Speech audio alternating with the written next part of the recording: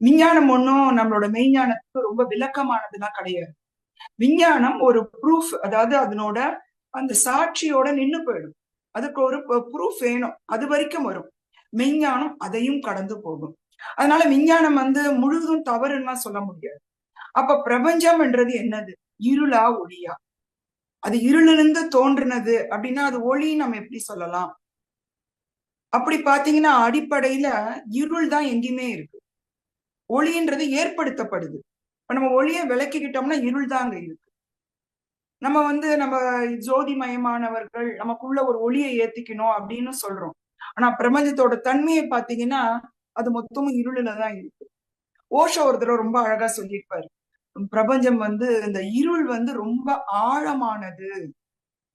இருளுக்கான ஆழம் தான் ரொம்ப அதிகம். அதை புரிஞ்சு கொள்றதா ரொம்ப கஷ்டம். ஒளியினும் போது நமக்கு ஒரு நம்பிக்கை வருது. அதனாலதான் நம்ம அந்த பாதுகாப்பை தேடுறோம்.